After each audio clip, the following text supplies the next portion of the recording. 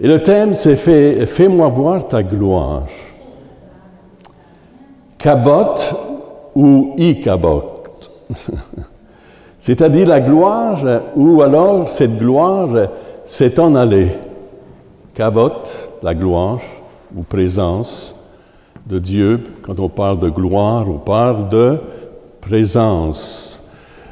La présence de Dieu. Ikabot, c'est-à-dire cette présence ou cette gloire s'est en allée.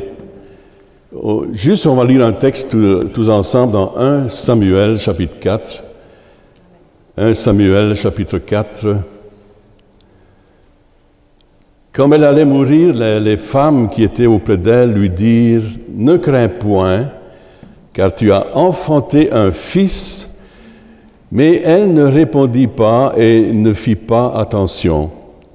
Elle appela l'enfant Ikabot, en disant « La gloire est bannie d'Israël. » C'était à cause de la prise de l'arche de Dieu et à cause de son beau-père et de son mari.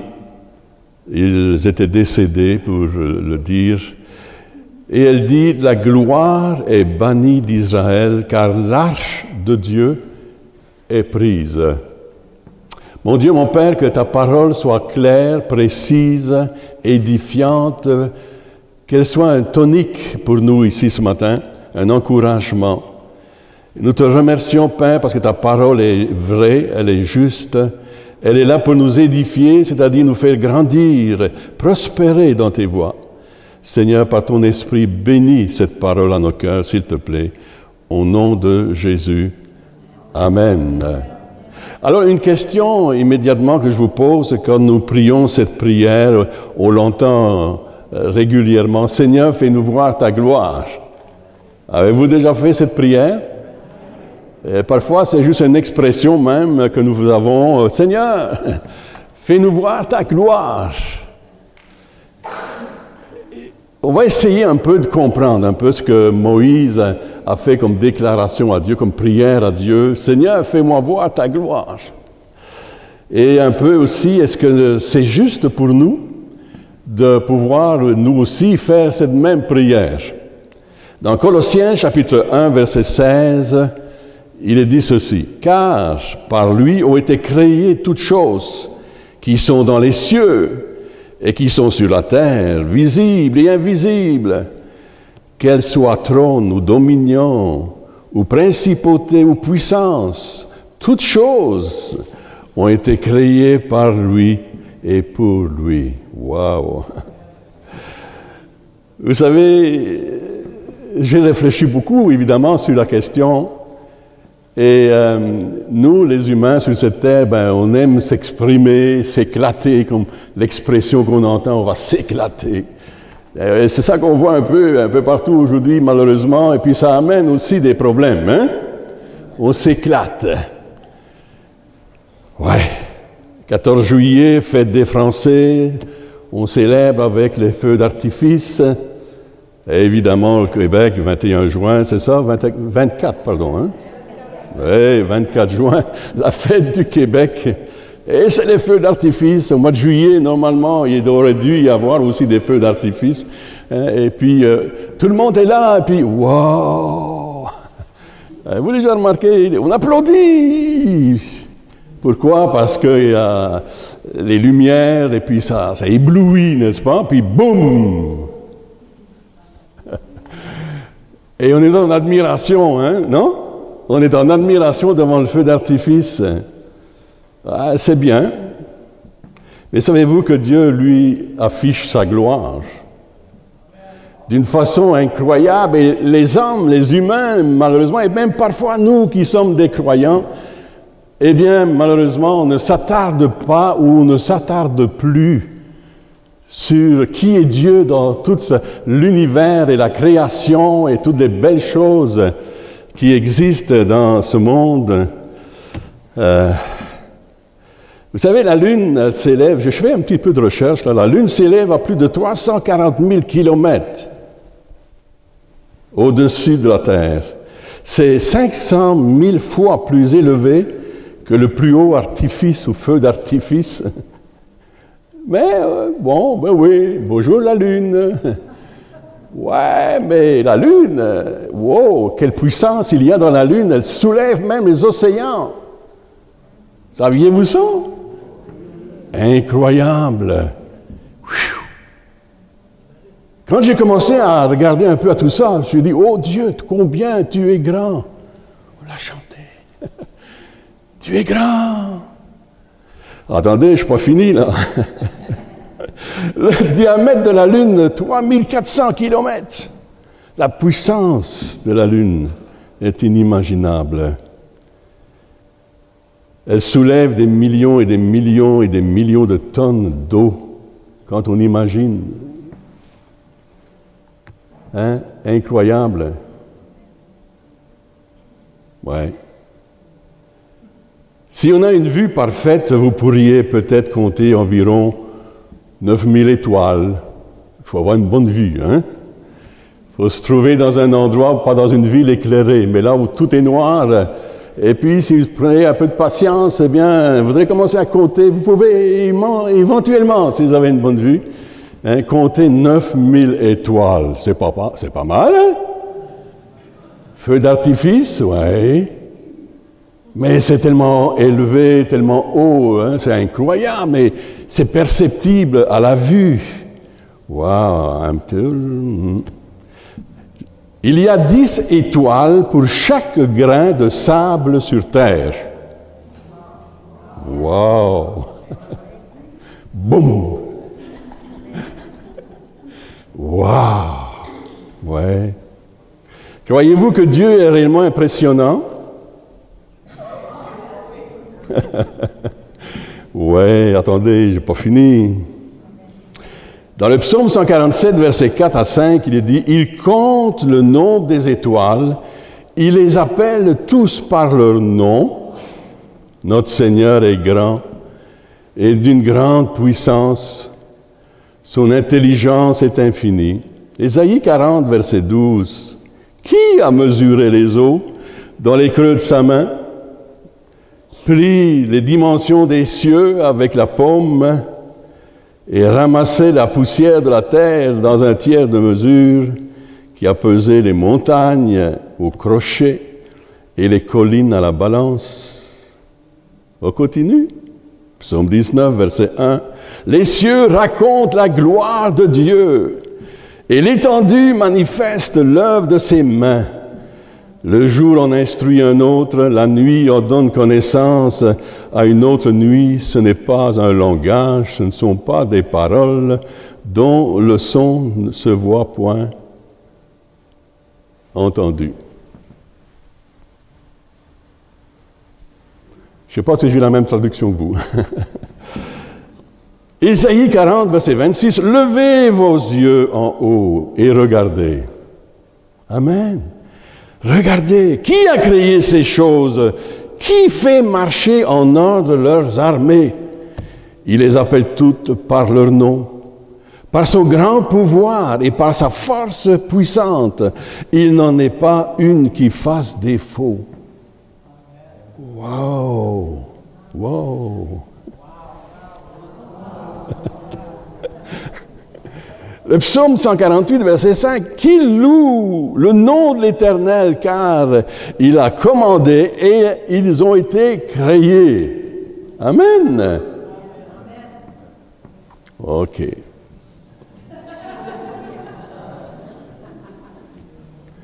Mon Dieu est grand. Et ton Dieu est puissant. Amen. Nous, on est là parmi une galaxie, mais il paraît que c'est des milliers et des milliers de galaxies dans l'univers. Donc, il y a des milliards et des milliards d'étoiles. Amen. Amen. Et puis, entre nous, il y a même des trous noirs. Alors, les trous noirs, moi, j'appelle ça la poubelle de Dieu, parce qu'il semble que ça aspire un peu n'importe quoi. Tout ce qui n'est plus utile. Mon Dieu est grand. Pouvez-vous juste dire, oui, mon Dieu est grand. Il est majestueux. Il est tout puissant.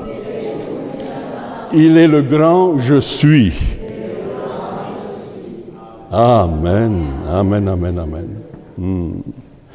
Exode chapitre 24, versets 16 et 17. La gloire de l'Éternel reposa sur la montagne de Sinaï, et la nuée la couvrit pendant 6 jours. Le 7e jour, l'Éternel appela Moïse du milieu de la nuée. L'aspect de la gloire de l'Éternel était comme un feu dévorant sur le sommet de la montagne aux yeux des enfants d'Israël. Waouh! Ouais. Dans Exode 33, Moïse dit, « Fais-moi voir ta gloire. » Est-ce qu'on peut réellement imaginer vraiment cette prière que Moïse fait? Parce que Moïse n'a pas été à une exception près, il a vu des miracles extraordinaires, il a jeté son bâton, le bâton est devenu un serpent. Les magiciens ont fait la même chose, mais le bâton de Moïse était plus puissant, le serpent de Moïse était plus puissant, il a mangé les autres petits serpents. Waouh! Amen! Et puis, si on parle des displays d'Égypte, il a vu tout ça, Moïse. Et puis, il a vu comment Dieu les a sortis de l'Égypte. Amen. Comment Dieu a formé Moïse, évidemment, au travers de tout ça, parce qu'il y a eu besoin d'une formation, puis d'une préparation. Ça a duré des années même, je dirais, pour en arriver à ce qu'il puisse réellement voir la grandeur et la puissance de Dieu, le Dieu de l'univers, le Dieu de l'Église, de chacune de nos vies. Waouh! Évidemment, ensuite, Moïse a vu Dieu, comment, au travers d'un rocher, il a pu boire et faire boire le peuple, l'écaille, la manne quotidienne, et de nombreux miracles. Et puis finalement, malgré tout ça, il a vu la puissance de Dieu sur la montagne de Sinaï, la lumière éclatante. Lui-même, il est descendu de cette montagne et il était rempli de cette gloire. Il a dû se cacher le visage pour le peuple. Et pourtant, Seigneur, fais-nous voir ta gloire. Est-ce qu'on n'est pas des fois, nous, égoïstes? Est-ce que nous, chrétiens, enfants de Dieu, est-ce que nous n'avons pas expérimenté la gloire de Dieu? La question, elle est posée. Kabot ou Ikabot? La gloire s'en est allée, ou bien elle est présente, elle est perceptible, on peut la toucher. Des fois, je me dis, Seigneur, on peut vraiment toucher cette gloire. On peut la vivre également intérieurement. Tu nous remplis de cette gloire. Ah. Où est-ce que nous sommes rendus, nous, aujourd'hui, au travers de tout ça, et au travers de tout ce que nous vivons, évidemment? C'est une question que je me suis posée. Il y a un chant qui dit « Je veux voir ta gloire dans ma vie. Je veux vivre par ton esprit. Je m'abandonne dans le lieu très saint. Remplis-moi de ton feu divin. Remplis-moi, parle-moi, embrase-moi par ton feu du Saint-Esprit. » Nous sommes en quête de quelque chose encore. Nous avons expérimenté, j'ai vu la gloire de Dieu. Il faut avoir voyagé comme nous l'avons fait un peu partout, sur plusieurs continents, dans bien des pays, et où je vous le dis devant le Seigneur, j'ai vu la gloire de Dieu. J'ai vu la gloire de Dieu dans cette province. Amen. Kabot ou Ikabot? Est-ce que cette gloire est présente? Est-ce que je peux réellement dire Dieu est en train de manifester sa présence dans ma vie? Parce que c'est de cela que nous allons parler ce matin surtout. Évidemment, quand on dit Seigneur, fais-moi voir ta gloire, ça veut dire aussi Seigneur, comme le peuple d'Israël a dit, Nous ne voyons plus tes miracles, tes signes, tes prodiges. Alors nous résumons souvent cette gloire aux miracles et nous recherchons les miracles au lieu peut-être de chercher la face de Dieu, de rechercher Dieu d'abord et nous soumettre à ce Dieu-là que nous servons, que nous aimons, et qui, lui, va manifester sa gloire. Je sais une chose, et vous savez pour plusieurs d'entre vous, tous ces moments que nous avons passés intenses dans la prière a été quelque chose de magnifique. Aujourd'hui, il faut s'efforcer parfois de prier, parce qu'on n'a plus le temps peut-être, on n'a plus le courage ou la détermination, on fera une prière comme ça, vite, à la sauvette. Mais je me souviens de ces années où, oui, les gens se déplaçaient dans l'église, venaient à l'église. Et je me suis dit, mais comment se fait-il pour avoir vécu cette époque où les gens venaient en foule pour prier? Pourquoi? Parce que la gloire était présente. C'est-à-dire la présence de Dieu était là. Amen. Et parce qu'elle était là, elle nous enveloppait et elle alimentait notre intercession qui devenait réellement une intercession fervente, dynamique.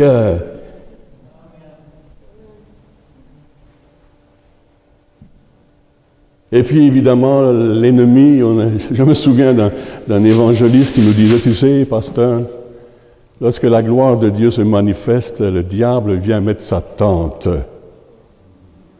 Il plante sa tente pour distraire, pour déranger, pour empêcher que cette gloire puisse continuer à se manifester et décourager le peuple, promouvoir des histoires, des mensonges, toutes sortes de choses qu'il va répandre même parmi nous pour essayer de nous distraire et nous empêcher de nous concentrer sur l'essentiel, Dieu. Amen. Sa présence. Et lorsque sa présence est là, elle est tangible. Nous savons Dieu est là. Je passe la porte là-bas, je rentre et je sais Dieu est là. Est-ce que cette présence est perceptible? Oui. Amen. Lorsque nous commençons à chanter ses louanges, sa présence est là. Dieu réside dans la louange de son peuple. Et lorsque nous louons et adorons le Seigneur de tout notre cœur, lorsque vous remplissez votre journée avec des louanges, les choses deviennent différentes. Les problèmes ne sont plus des problèmes. Ça devient des petits monticules de poussière. Amen. Parce que notre louange nous transporte au-delà des problèmes, au-delà des circonstances. La dernière fois que je suis venu dans cet endroit, j'ai parlé de restauration, vous vous souvenez? Et nous parlerons encore ce matin de restauration, de ce qui est essentiel dans la maison de Dieu, dans ma vie, dans ma famille, dans ma maison. C'est tellement important. Un cœur disposé à une relation proche avec Dieu. Amen. On l'a dit, Moïse, ce qu'il souhaitait certainement au travers de sa prière, c'était d'avoir ce rapprochement et une connaissance plus profonde de Dieu, même s'il avait vu toutes ces choses-là. Mes amis, si vous pouviez témoigner ce matin, vous pourriez raconter les bontés de l'Éternel. Vous pourriez raconter tout ce qu'il a accompli pour vous. Amen. Vous pourriez ce matin les citer et comment Dieu a changé le désordre en ordre, la maladie en santé, Les liens ont été brisés. Alléluia. L'esclavage, car c'est ce que nous étions, des esclaves. Et Christ nous a rendus libres. Les chaînes ont été brisées. Nous avons vu la gloire. J'ai vu la gloire de Dieu dans ma vie. Jour après jour, étape après étape. Amen. Et Dieu m'a secouru dans tous mes besoins. C'est extraordinaire parce que Dieu parlait avec Moïse. Aujourd'hui, il nous parle d'une autre façon, mais là, c'était du face-à-face, dans le fond. Il parlait, et l'Écriture nous dit qu'il était réellement ami de Dieu. Il avait donc une relation profonde, et parce qu'il vivait cette relation profonde, il en voulait plus dans sa connaissance, mais aussi dans son expérience. Alors, lorsqu'il dit « Seigneur, fais-moi voir ta gloire », je ne crois pas qu'il disait « Fais-moi voir plus de miracles ». Le véritable miracle commence d'abord en moi et avec moi. Amen. La gloire de Dieu, elle se voit en moi et elle se voit en toi. On va revenir sur cela dans quelques instants. Et puis Jésus, justement, lui-même dira dans Jean 15, verset 15, « Je ne vous appelle plus serviteur, parce que le serviteur ne sait pas ce que fait son maître, mais je vous ai appelé ami, parce que je vous ai fait connaître tout ce que j'ai appris de mon Père. » Wow! Hello! Wow!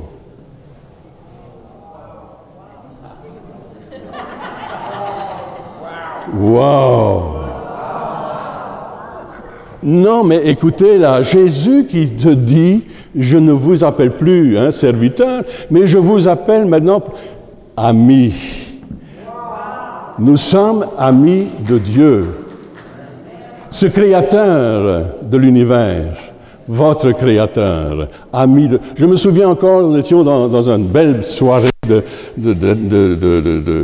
d'évangélisation et d'édification, puis l'homme de Dieu qui était parmi nous, à un certain moment, s'est tourné vers mon épouse et moi, et puis il nous regarde, et il nous dit, « Vous êtes amis de Dieu. »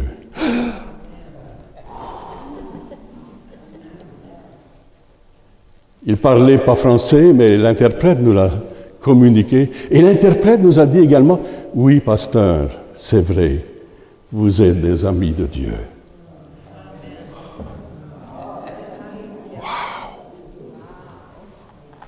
Aucun mérite, mais c'est juste l'amour de Dieu, voyez-vous, manifesté pour son peuple, ses enfants. Et c'est un encouragement pour nous ce matin de restaurer les vraies valeurs. Comme on dit chez nous, les vraies choses. Amen. Il y a des choses que nous pouvons négliger, qui ont peu d'importance, mais il y en a d'autres que c'est tellement important pour notre relation avec Dieu et notre réussite dans notre vie chrétienne. Amen. La gloire de Dieu manifestée. La gloire de Dieu manifestée dans les autres.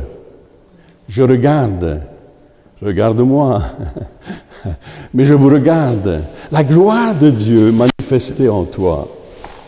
Amen. Wow, salut. La gloire de Dieu manifestée en toi. Et regarde ton voisin. Est-ce que tu vois la gloire de Dieu? Ou bien tu vois quoi? La tristesse? Est-ce que tu vois le découragement? Qu'est-ce que tu vois dans ton voisin? La déception peut-être? La colère? Vous savez, on est dans un monde compliqué et difficile, hein? On est d'accord? Et pourtant, Dieu a aimé tellement. Et il nous appelle à aimer également. Et même si le monde qui nous entoure est compliqué, parfois dérangeant, Pourtant, nous sommes appelés à aimer. Amen. Lorsque nous avons fait notre demande pour devenir Canadiens, ça fait pas mal d'années maintenant, on nous demandait des personnes qui allaient répondre pour nous, sauf des gens de la famille.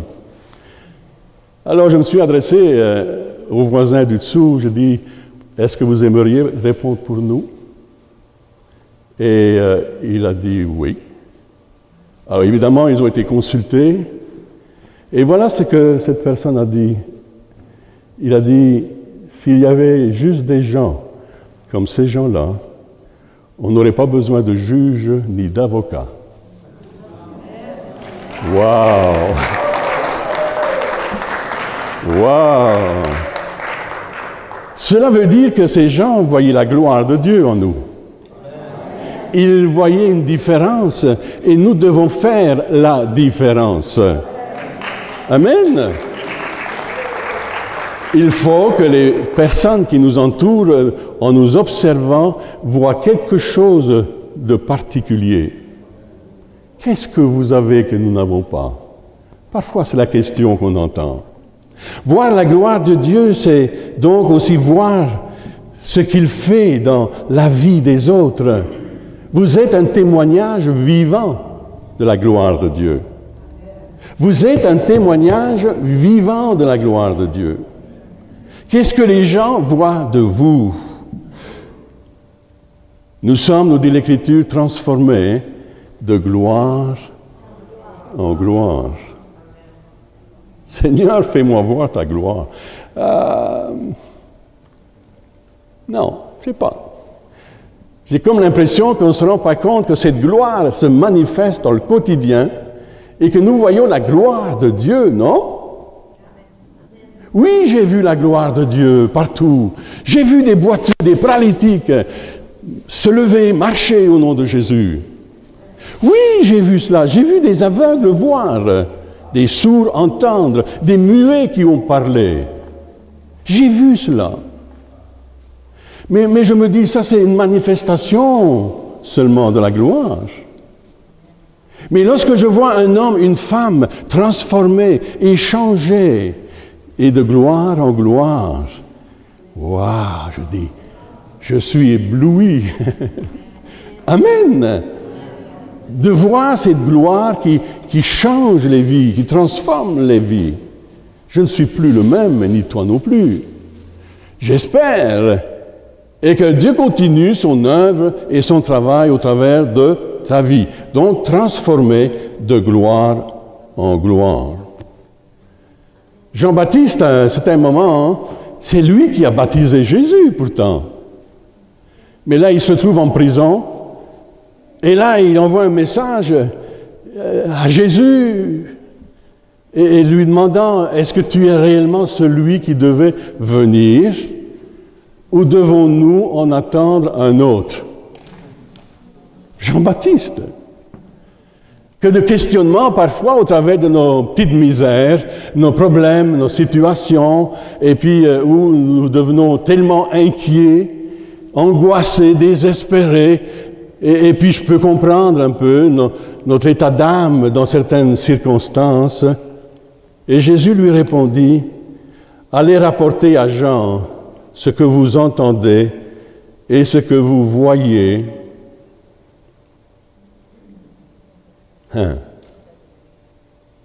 Les aveugles voient, les boiteux marchent, les lépreux sont purifiés, les sourds entendent, les morts ressuscitent, et la bonne nouvelle est annoncée aux pauvres. Heureux celui pour qui je ne serai pas une occasion de chute. Et il est vrai que parfois, dans nos situations, on a des questionnements et puis, Seigneur, fais-nous voir ta gloire dans cette situation. C'est-à-dire qu'il y a une manifestation puissante de ta part et que tu changes l'impossible en possible. Amen. Dans ce sens-là, sans doute. Mais nous avons appris à l'école de Dieu, avec des années encore, qu'il est ce Dieu souverain et qui agit avec puissance et gloire. Mais peut-être qu'il y a des choses aussi qui ont changé. Ichabod, ou cabote? Est-ce que cette gloire est bien manifestée en nos vies? Est-ce que notre vie est soumise à Jésus-Christ? On a entendu tout à l'heure une parole, justement. Amen. Alors, les pharisiens eux-mêmes, dans Luc 17, verset 20, demandèrent à Jésus quand viendrait le royaume de Dieu. Il leur répondit, le royaume de Dieu ne vient pas de manière à frapper les regards. Alors, ça veut dire, ne vous attendez pas tout le temps à des prodiges, à des miracles, à un éclair peut-être, à un tonnerre, ou une flamme de feu. On aimerait ça, hein, peut-être, mais pourtant, hein, il faut en venir à l'évidence. Dieu s'est manifesté de cette façon dans l'Ancien Testament, et il y avait ce feu qui éblouissait et consumait aussi. Et la parole nous dit qu'il est un feu qui consume, purificateur. Mais, alors voici le royaume de Dieu est au milieu de vous.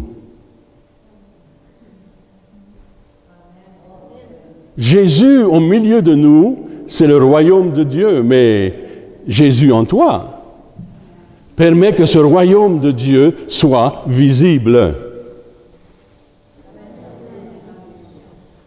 S'il n'est pas en toi, agissant et transformant, alors ce royaume n'est peut-être plus aussi visible. Moi, je dis que le monde doit voir Jésus au travers de nous, au travers de l'Église. Amen. C'est tellement important.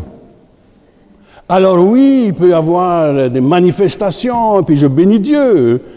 Et puis, on pourrait aussi, sous la pesanteur de sa gloire, nous retrouver sur le sol. Parce que la gloire veut dire aussi quelque chose de pesant. Amen. Et qui nous soumet à lui. Amen. OK. Autrefois, Dieu était dans le temple, ou bien encore dans le tabernacle, mais désormais, il est où? Tu es le temple du Saint-Esprit. Il réside en toi. Sa maison, c'est toi. Wow! Même, il va même dire à un certain moment, il va dire, qu'est-ce que vous pouvez me construire? On regarde aujourd'hui, un peu dans le monde, les belles bâtisses, les beaux bâtiments. Oh, c'est somptueux, incroyable, mais est-ce que Dieu est là? Dieu réside non pas dans des belles bâtisses, il réside en nous. Et c'est cela qui fait la différence.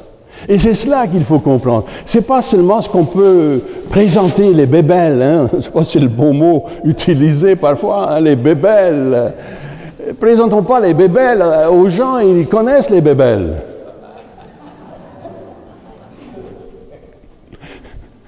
Mais sachons présenter Jésus, la gloire de Dieu en nous, cette manifestation de sa gloire dans nos vies. Christ en vous, l'espérance de la gloire. Colossiens chapitre 1, versets 26 à 27. Le mystère caché de tout temps et dans tous les âges m'est révélé maintenant à ses saints, à qui Dieu a voulu faire connaître quelle est la glorieuse richesse de ce mystère parmi les païens, à savoir Christ en vous. Voyez-vous, ma question n'est pas idiote. La question du début n'est pas idiote du tout.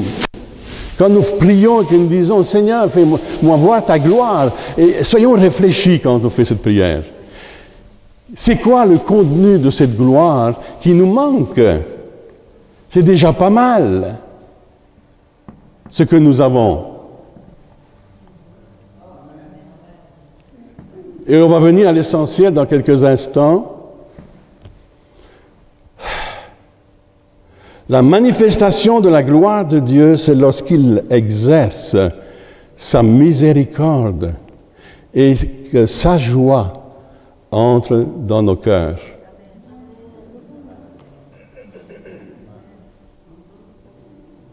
Amen. Lorsque nous lui faisons monter cette prière, celle-ci signifie que nous allons voir aussi des âmes s'approcher de lui.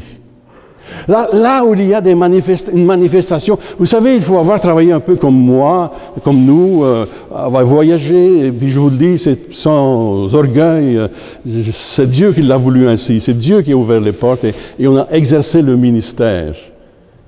Amen. Mais sauf que, oui, Dieu a fait des choses magnifiques.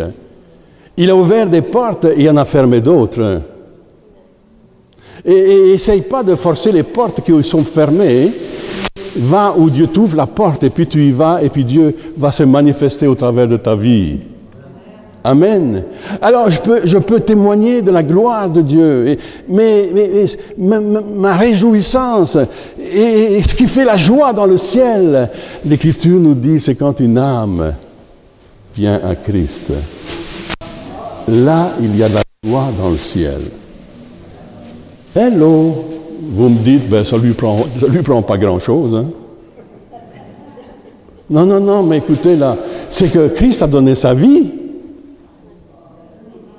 Il a payé pour cette âme, cette personne qui se convertit et qui vient à Jésus-Christ. Et le salaire des hommes de Dieu, des femmes de Dieu dans le monde, c'est de voir les âmes venir à Christ, les captifs libérés. De voir des gens qui sont sous la puissance occulte libérés dans le nom de Jésus. Tout ça, nous avons vu dans le ministère. Et nous avons vu dans le quotidien, nous avons vu toute cette puissance se manifester. Ça, c'est la gloire de Dieu aussi, bien sûr. Mais la gloire de Dieu, c'est celle qui s'exerce dans ta propre vie, dans ton cœur. Et de ce qu'au travers de toi, réfléchis, mon frère, ma soeur, quand tu dis « fais-moi voir ta gloire », tu es en train aussi de dire « Seigneur, fais-moi voir ta gloire au travers de ma vie », afin que l'autre qui est là, le proche, le lointain, te reçoive comme Sauveur et Seigneur. Non seulement par ton intercession, mais aussi par ta prière, mais aussi ton témoignage. Amen. Alors peut-être que c'est facile, vous me dites, un prédicateur, il est sur une estrade, il prêche l'Évangile et les foules viennent à Christ à l'appel du salut, alors c'est simple, c'est facile. Non. S'il n'y a pas la gloire, s'il n'y a pas la présence, je me souviens de certaines expériences et où il a fallu vraiment, on a quasiment mordu la poussière, comme on dit. Et puis tu fais un appel d'âme, il y a des milliers qui sont là, mais il n'y a personne qui bouge. Pourtant, c'est le même message. Alors pourquoi? Tout simplement parce que cette gloire n'est pas présente. Parce que peut-être il n'y a pas eu suffisamment de prières. Amen. Je ne sais pas, mais il y a une raison. Et ensuite, vous vous apercevez que, il y a tellement de puissances sataniques qui exercent leur force, leur pouvoir pour repousser la vérité, que ça prend une prière encore plus intense et une intercession fervente venant des cœurs purs et sincères. Et vous savez, c'est pas seulement dans les pays africains ou dans les îles, non. Je suis allé dans des pays comme la Suisse et j'étais tellement étonné. Les gens s'avançaient devant et puis l'un après l'autre étaient des personnes qui étaient possédées. Ils manifestaient les puissances démoniaques. Et là, il fallait chasser les puissances des ténèbres. J'ai vu tout ça. J'ai vu ces gens comme des serpents en dessous des chaises. Il fallait les chasser, les retenir, les lier, et pour chasser les puissances des ténèbres. Mais si tu n'as pas la gloire de Dieu, si tu n'as pas la puissance de Dieu, tu ne peux pas faire une chose semblable. On a besoin de plus de prières. de genuflexion, plus d'intercession, plus de sanctification. Nous avons affaire au royaume des ténèbres. Et les royaumes des ténèbres sont en opposition avec le royaume de la lumière. Et nous sommes les fils et les filles de la lumière. Amen. Nos vies doivent briller. Et parfois, il y a des choses qu'il faut changer. Même nous, les prédicateurs, vous savez, on est tellement occupés à gauche. Ouais, ben Jean Ruland, il est retraité. Ouais, ouf. Plus ou moins. Mais on est tellement occupés à tellement de choses que parfois, il y a des choses qu'on oublie de faire. L'essentiel. Alors, Église, je crois que nous sommes interpellés ici ce matin parce que ce que je souhaite, et vous aussi, plus que toute autre chose, c'est de voir cette gloire omniprésente se manifester avec puissance, oui, pour des signes, prodiges, miracles, mais aussi pour que les 10, 20, 30, 50, 100, milliers se convertissent à Jésus-Christ. Amen. Amen. Et ça va vous donner des bébés à nourrir, hein? Changer les couches. Il va falloir changer les couches. Il y a du travail, il y a de l'implication à ce moment-là, hein? Vous êtes toujours là. La gloire, juste, je crois, bientôt terminer, oui, et puis poursuivre la semaine prochaine. La gloire, c'est-à-dire la présence de Dieu qui défie toute explication. Essayez pas d'expliquer la gloire. J'ai lu des livres, je suis allé ici à gauche, à droite, des commentaires, et puis la plupart le disent, ils disent, on ne peut pas expliquer cette gloire, cette puissance qui a créé l'univers. Amen. De rien. Hein? C'est incroyable.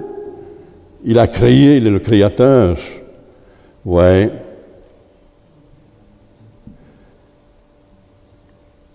Mais elle s'explique au travers des expériences exceptionnelles que nous pouvons vivre, nous, dans le quotidien,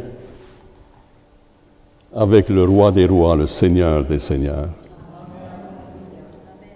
Et puis parfois, Dieu nous permet de voir des réveils. Alors, moi, j'ai vécu des réveils avec Violette dans certains endroits où nous avons travaillé, et réellement où il y a eu une présence tangible, manifestation de cette gloire qui libérait les captifs, qui sauvait ceux qui étaient perdus et qui transformait vraiment l'environnement. Et vous avez sans doute, vous aussi, pour certains, connu cela. Et c'était exceptionnel, non? Et vous me dites, mais pourquoi plus aujourd'hui? Pourquoi aujourd'hui on ne devrait pas vivre les mêmes choses? Et vous savez, quand il y a un réveil, oui, il y a les âmes qui sont sauvées, première chose, importante. Mais évidemment, il se passe bien d'autres choses et où vous dites, Seigneur, c'est pas moi, c'est toi. Vous devenez un peu spectateur, vous regardez Dieu faire et vous dites, waouh, c'est exceptionnel, Seigneur, ta présence est glorieuse. Elle est au milieu de nous, je te regarde faire, Seigneur. Et puis vous êtes assis, vous regardez Dieu. Je me souviens, dans certaines réunions qu'on avait, j'étais assis, je ne pouvais même pas me lever. Impossible. Impossible de me lever parce qu'il y avait une manifestation de cette gloire tellement forte que j'étais simplement là en observateur et dit « Gloire à Dieu ». Amen. Allô. Qui a connu ça un peu? Laissez-moi voir vos mains. Ça veut dire que vous soupirez, n'est-ce pas, comme moi? Vous dites, Seigneur, plus. Il y avait l'expression à l'époque, plus, Seigneur. Plus, Seigneur. Ouais, plus, Seigneur. Oui, Père, plus. Je me souviens, mon épouse était en Europe. et au chevet de sa mère qui était décédée. Et puis chez nous, ben, le feu était pris, comme on dit. Et il y avait le feu chez nous. C'est-à-dire, il y avait une gloire incroyable et puis une puissance qui se manifestait. Je dis à ma femme, on est en train de vivre un réveil. Waouh! Amen! Et Violette est rentrée d'Europe et puis est rentrée dans cette gloire. Et ensuite, j'ai ressenti ce souffle divin qui m'a pénétré au plus profond de mon âme et de ma vie. Waouh! Les délices des cieux, les délices d'en haut. Mon frère, ma sœur, si tu fais la prière de Moïse, fais-moi voir ta gloire. Eh bien, d'abord en toi. Et si cette gloire se manifeste en toi, alors elle va se manifester autour de toi. Amen. Amen. Alléluia. Hein? Seigneur, oui, fais-moi voir ta gloire. Je crois que nous allons vers des meilleures choses. On vient de vivre des pires choses. Ou à peu près ça. Hein? Mais je crois réellement que nous allons vers le meilleur de Dieu. Nous allons vers le meilleur de Dieu. Juste prépare-toi, prépare ton cœur. Amen. Prends tes temps de prière. Prends ces temps-là avec Dieu. Accorde-toi avec le ciel. Amen. Approche-toi de Dieu et il s'approchera de toi.